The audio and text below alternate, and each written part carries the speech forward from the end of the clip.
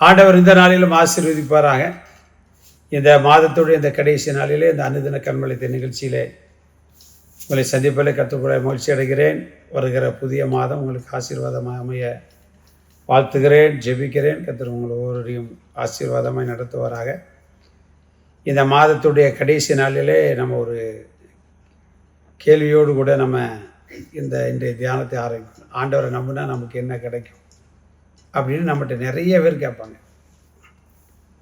பொதுவாக நம்பிக்கை யார் மேலே வைக்கிறது என்பதே இன்றைக்கு ஒரு பெரும் பிரச்சனையாக இருக்குது. யாரை நம்புகிறது? பெற்றோரை நம்புகிறதா, பிள்ளைகளை நம்புகிறதா, உடன்பிறப்புகளை நம்புகிறதா? யாரை நம்பினாலும் சில நேரங்கள் நமக்கு முடிவு பிரச்சனையாக இருக்குது. நம்பாமலும் வாழ முடியலை, நம்பினாலும் பிரச்சனையாக இருக்குது. அப்போ அதுக்கு நம்ம நம்பணுமா வேண்டாமா அப்படின்னு நம்பணும்.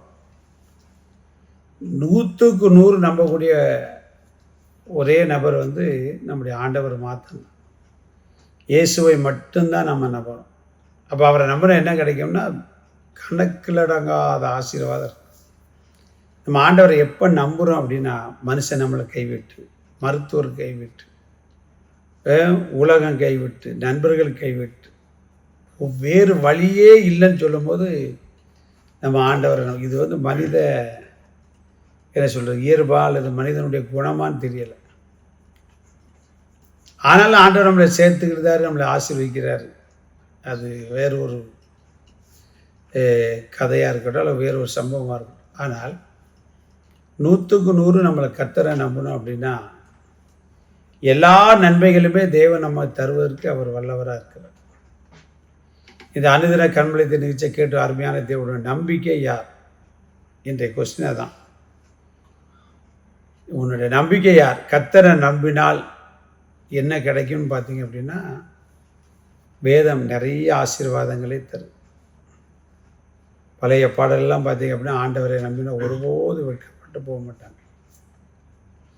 எல்லாருக்கும் தெரிந்த பழைய பாடல், கர்த்தரை நம்பியே ஜீவிப்போம், கவலை கஷ்டங்கள் தீர்ந்திடும்.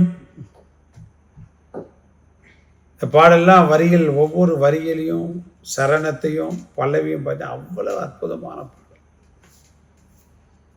அவ்வளவு தேவனை நம்புகிற வருகிற ஆசீர்வாதங்களை ஒன்றன் பின் ஒன்றாக வேதம் என்ன சொல்லுதுன்னு பார்ப்போம், வாசிக்க கேட்போம். சங்கீதம் 22:4-5 வாசிக்க கேட்போம். எங்கள் பிதாக்கள் உம்மிடத்தில் நம்பிக்கை வைத்தார்கள், நம்பின அவர்களை நீர் விடுவித்தீர்.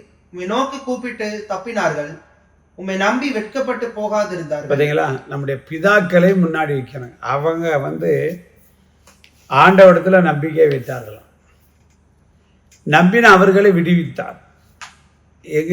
எகிப்திலிருந்து நம்பி இருக்கிறாங்க. 400 வருஷம் அடிமைத்தன வாழ்க்கை. விடுதலை பெறவே அதை வேதமே எகிப்து என்கிற இருப்பு காலவாயின்னு சொல்லுது.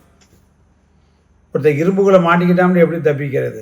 வழியே கிடையாது, முடியாது, முடியவே முடியாது என்று சொல்லுகிறதான ஒரு சூழ்நிலை. அதைத்தான் இங்கே சொல்லுது. அப்படி இருந்த இடத்துல ஆண்டவரை நம்பினார்கள், கர்த்தரை நம்பினார்கள். எகிப்தில் தேவன் எங்களை விடுவிப்பார் என்கிற நம்பிக்கை வந்தது. மோசே அனுப்பினபோது மோசையை நம்பினார்கள்.